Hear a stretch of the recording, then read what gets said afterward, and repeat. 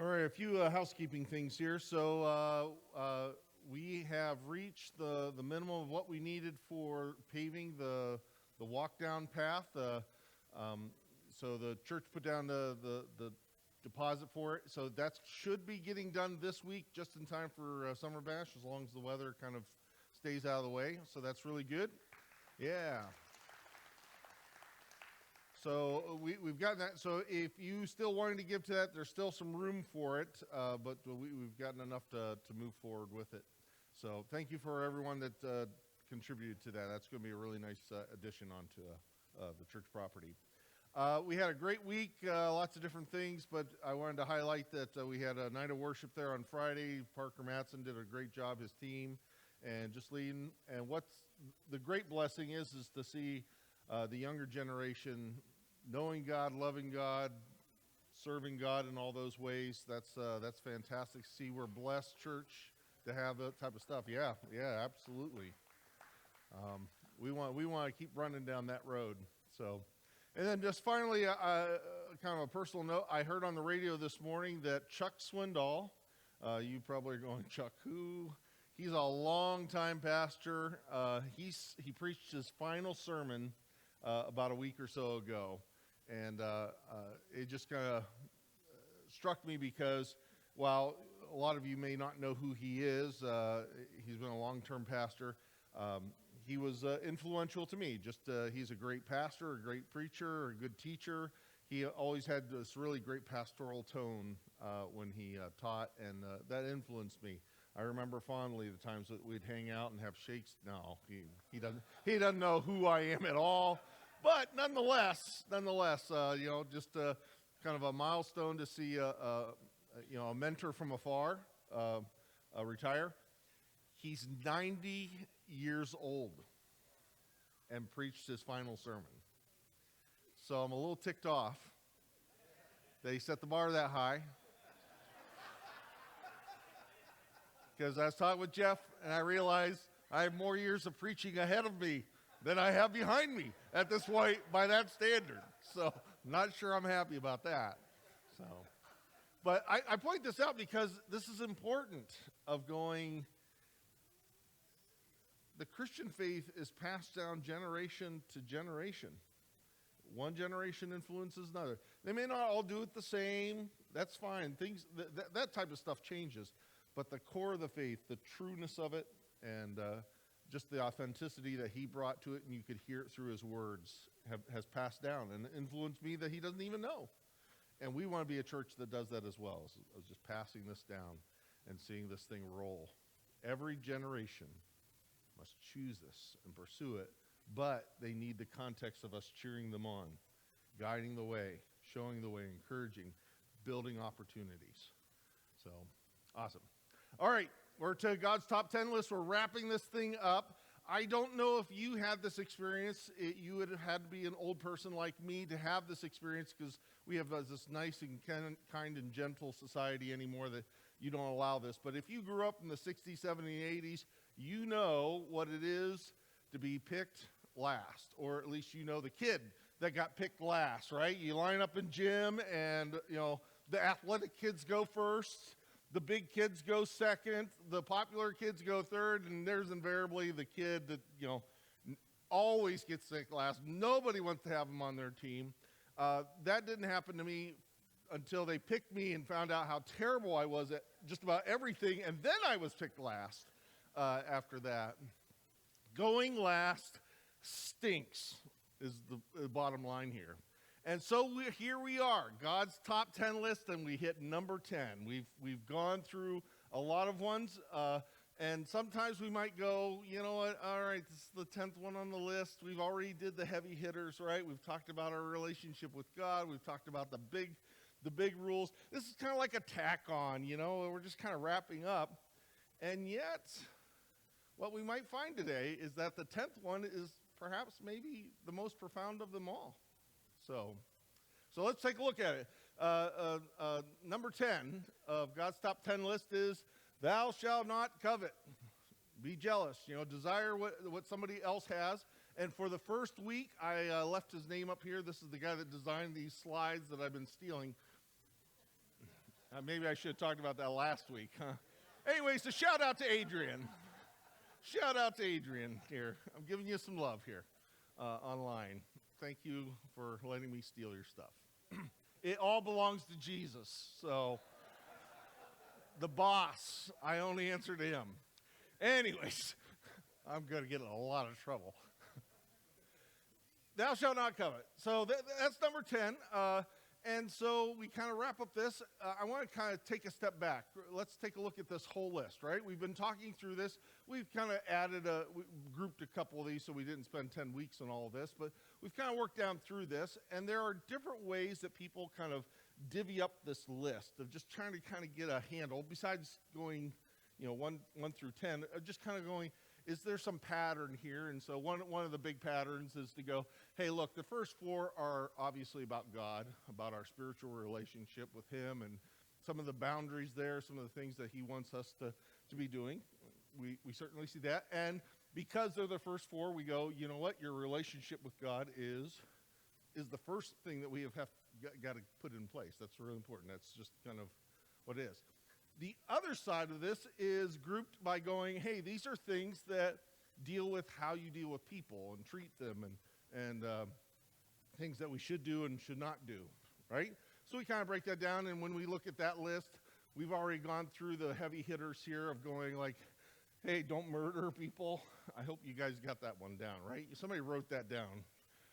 Don't commit adultery. Like, those are big ones. You do that stuff, and it's like, oh, no, the ceiling's coming down, right? We hit those. Then last week we kind of dealt with do not steal, do not lie. They're pretty bad, but certainly not murdering and adultery. But, we kind of wrestled with those. A little bit of a downgrade.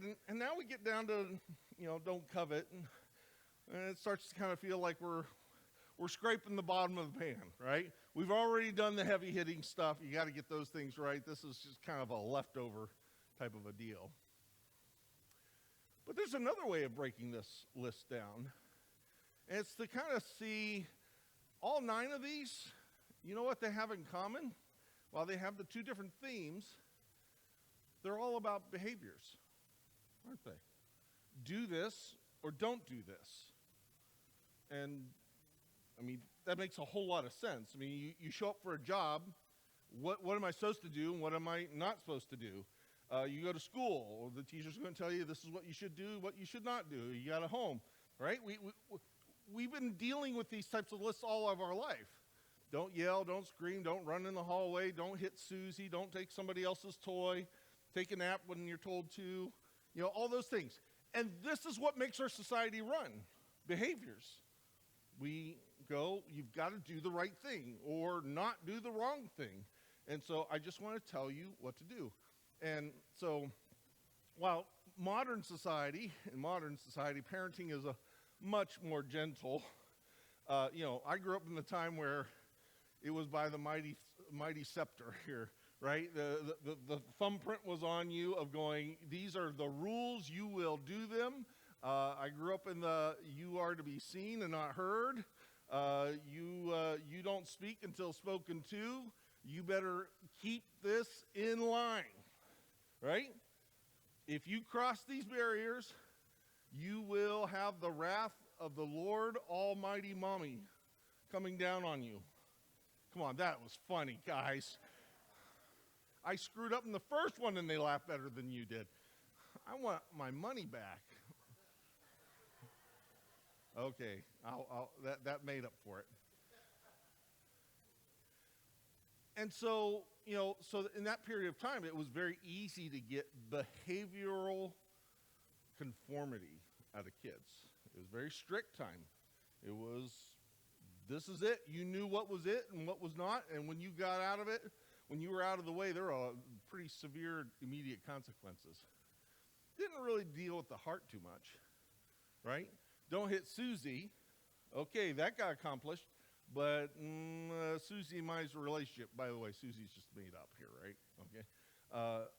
Susie and my relationship, how I felt about her, and whether I treated her and was respectful is a whole different thing. All that got accomplished was a behavioral conditioning, and this is important. Certainly, we understand that. And so it doesn't surprise us. 9 of these are really behavioral based. And then we get to number 10.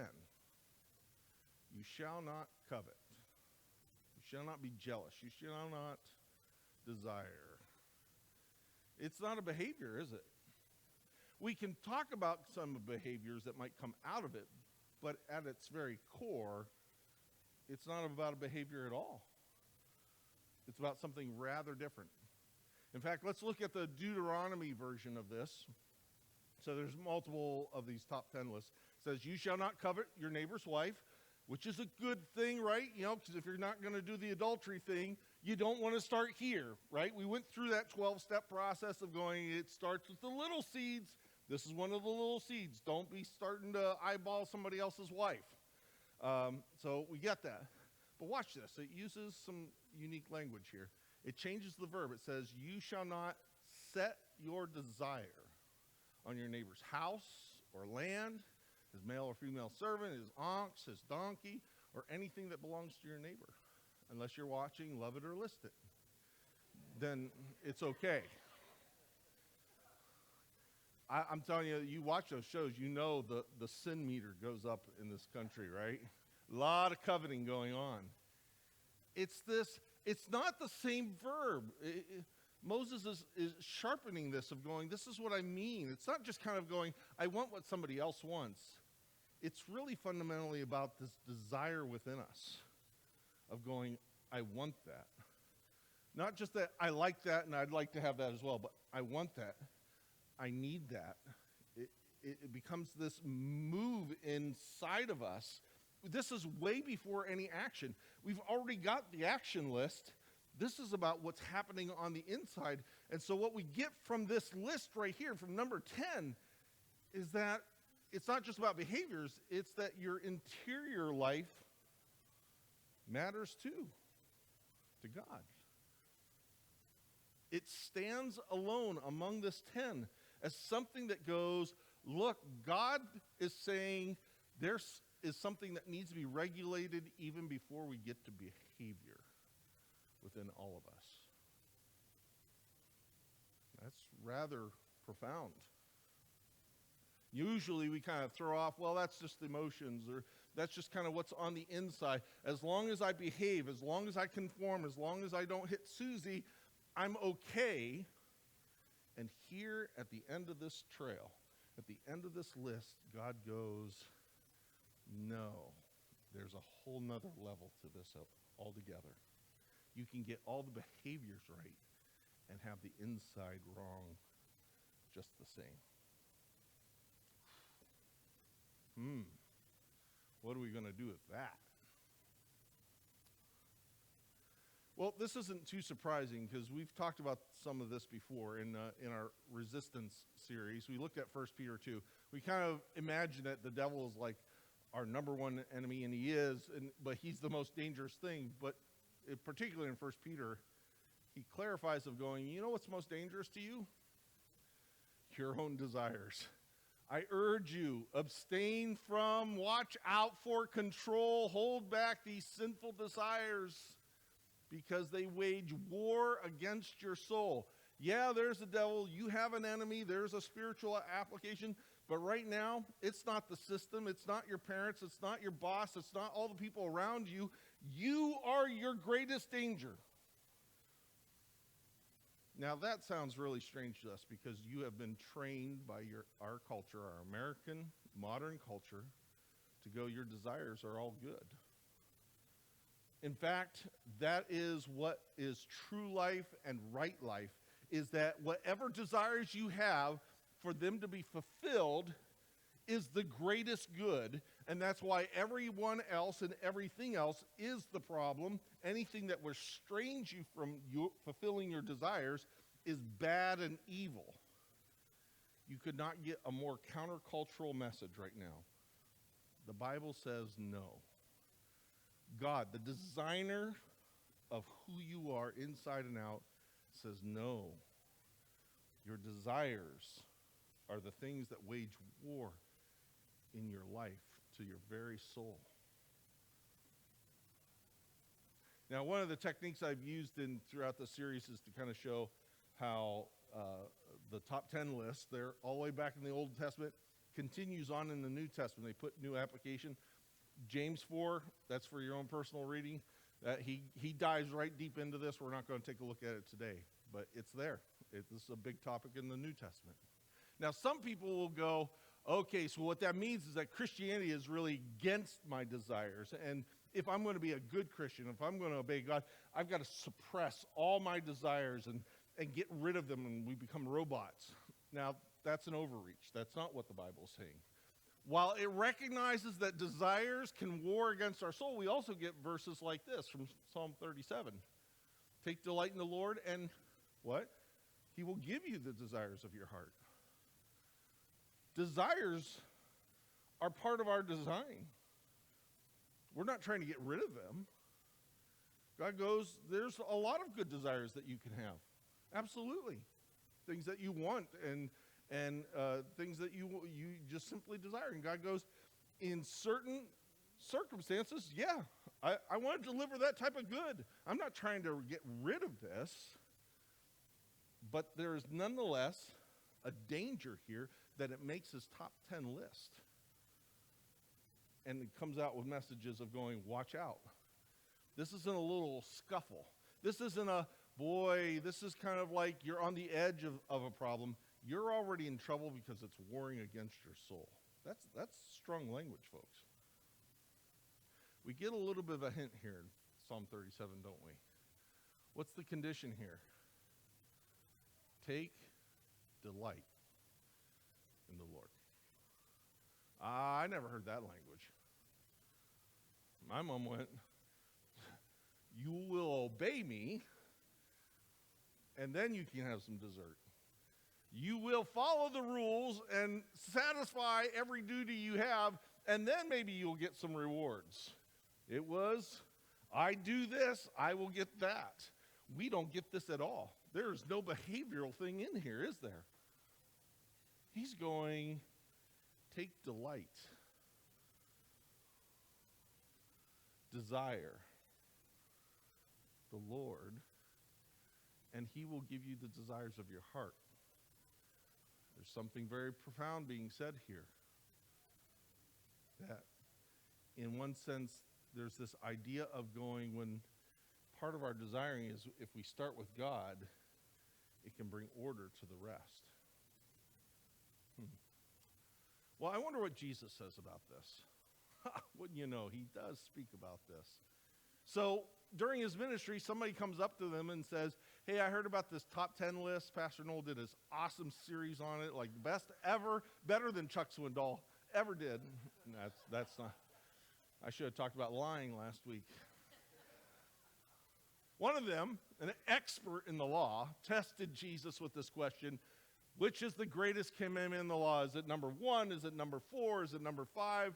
There's a 10-1 on number 6. Come on, folks, you got to stick up with it. Let's keep up with me here. What do you think he said? Which of the 10? Jesus says, love the Lord your God with all your heart, with all your soul, with all your mind, with all your strength. How about that? Skipped right past this top 10 list, didn't he? And he didn't talk about obedience. He didn't talk about something to do. He talked about something within, doesn't he? The greatest commandment, and he'll go, this summarizes the whole Old Testament. Everything God had said up to this point, all of it comes down to this one thing. Love the Lord your God with everything you got. If you do that, all these other lists will be handled. This is the most essential thing. So you know what this means? It means that our interior life actually matters the most. We like rules. We like lists. We like being able to measure whether I've done it right. But number 10 pops this bubble and introduces for us of going, It's about your interior life. This is the secret. It is about what desires drive you. What are the things that war against your soul? Look, we all know it. We all feel it. I'm a living example of it. I've been wrestling with my weight here now for several years here, of just kind of going, I can't eat like I used to. I used to eat whatever I wanted to, and I got away with it. Now there's consequences. I have the perfect system. I've done it twice. I can drop weight like nobody's business. I know exactly what to do. I just don't want to do it because I like carbs. And I like them in large quantities. And I have to drive past McDonald's on my way to work. I'm sure the devil did that. I think my steering wheel's slightly broken. It just bends every time. Right? It's not knowledge. It's not production. I've done it twice. It's desire. You know, part of me desires to go, hey, I want to get this back under control. I feel better. But there's another part that rages a war against me, and I can't. That's a simple thing. This can be extended to almost every area of our life, and when we really kind of get down to it, we recognize that the behaviors are that outer layer. They matter. Absolutely. This is not to say behaviors don't matter. But they're all deeply connected in roots to what drives us, what matters to us, what we crave, what we go, I've got to have that. I can't give up on that. It leads to the deep levels of our addictions. People that go, I don't want to be on drugs. I don't want to be an alcoholic, but I just can't stop. There's another addiction that's sweeping our country of gambling. And I will speak on this as often as I can. It is a scourge. It is from hell itself. And I hope you are smart enough and wise enough not to be getting in this. It is not just about a rule of going, don't gamble. It is about the destructive force that it will bring into your life. Come on, you gotta see those commercials and see what they are for themselves, right? They are speaking to your desire.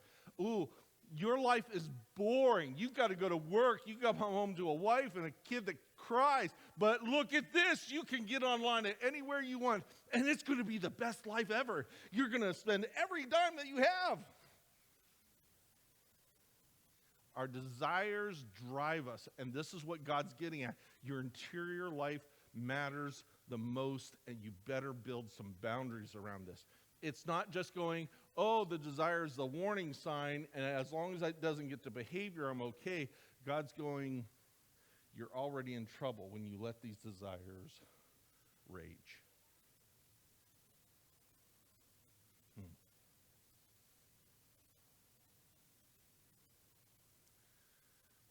So it's kind of interesting. We've been going through this list thinking that this is just kind of a list. It goes from one to the end. But what we're really finding is that they're a circle. Isn't that what Jesus is saying? Is going, the 10th commandment is about watch your desires. Watch what controls you and drives you. The greatest commandment is to love God. It points, number 10 points right back to the first 4 of going, he's got to be first. He's got to be ahead of everything else. He can't be replaced by anything. He can't be under your control. You need to love God with everything you've got. Now, he's worthy of it because he's loved you with everything he's got as well. But this list overlaps and layers, and there's a lot more here than just what 10 little lines say. So how are you doing? It's kind of hard to measure. Do you love God enough? I can go, well, I haven't slept with any other women. Check, done. Well, have I loved God enough? Well, that's messy. I don't know. Some days I do all right. Some days probably not so well. And don't ask anybody else about it when they come into my door and make me grouchy. Right? My son came up to me last night. It's like, what's wrong with you? I just had to go, I'm grouchy. Leave me alone. Right? But that's the measure. That's the heart of it. And we can't let that go just because it's squishy and it's hard and we don't know quite what that is. You begin by going, what matters most? What drives my decisions? What gets my attention? What gets my dollars? What gets my time? God's not trying to go, there can't be any other desires but him. No. He wants to give you the desires of your heart, but it begins with take delight in me. I'm not inventing this. This is actually a very old Christian theology. It's thousands of years old. It's called the ordering of loves. God has made us for desire. He has made us for loves. But until you put God as the first love, you're left with yourself. All my desires are just for me. But when we put God first and crave him, he brings order to the rest. All right, so there's the Ten Commandments. Last question, what's wrong with you folks? Have you got this all done yet? Like, you're not going to hear any better sermons than what I've given you here on the Ten Commandments. So obviously, you can't blame the sermons. You've got the information. You've got Bibles. You know what this is. Why aren't you getting this done?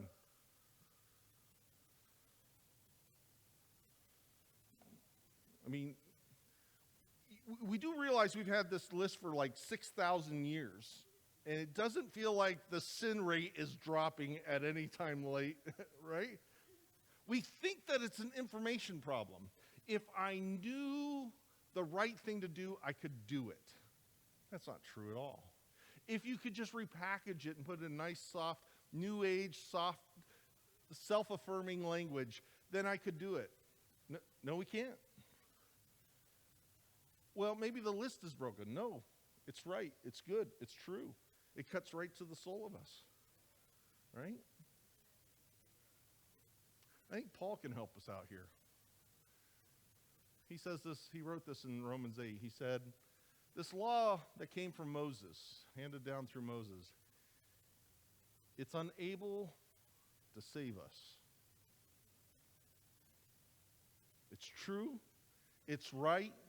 It's good, it's relevant, but it's unable to save us. Not because it's defective, but because we are. God has told us what is right and good, but because of our weakness, even when I want to do it, I can't quite do it. There's something broken. We can't say with more law, with more rules, I'll make you right. It's not true.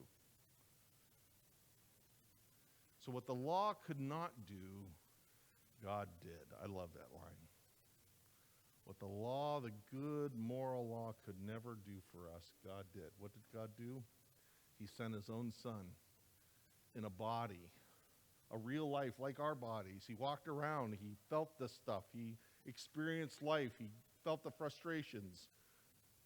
And in that body, God declared an end to sin's control over us by giving his son as a sacrifice for our sins.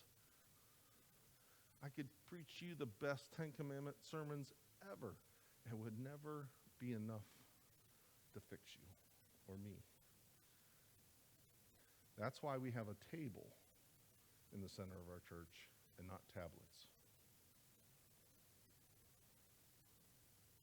We need the table. We need grace because we have failed. And even when we got the behaviors right, our hearts were wrong. And God knew it and saw it. And so he sent his son who walked perfect in both behavior and in heart. He was always in sync with the Father. But he uses his perfection to be a sacrifice for us. To say, you will receive the goodness that I have earned, not what you have earned. We live by the table, not by a moral code. The moral code is good and right, and we are moving on to that. But that's not where we start. We start with the grace of Christ. So we're going to celebrate this. So hear our story. On the night of his betrayal, on the night that Jesus would be murdered, because that's all that we have to offer a good God, he took the bread and he gave thanks, and then he broke it, and he passed it around, and he said, "Take and eat, each one of you. This bread is my body, broken for you, that you might be made whole." And after the meal, he took the cup, and when he had given thanks for it, he passed it around and said, "Take and drink, each one of you. This is my blood, my life. I freely lay it down. No one takes it from me, but I give it for you, so that you will know that you are forever made right by my sacrifice, not by your production." Would my attendants come forward and assist here?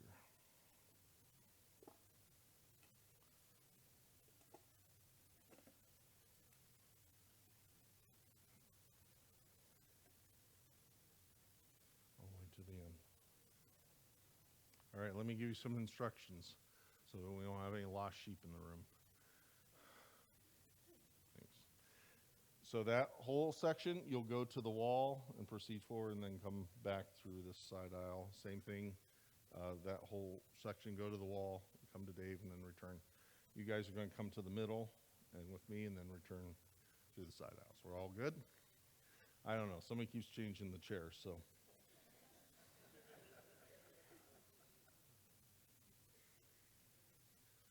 The Lord offers his grace. Come. Come all who are needy.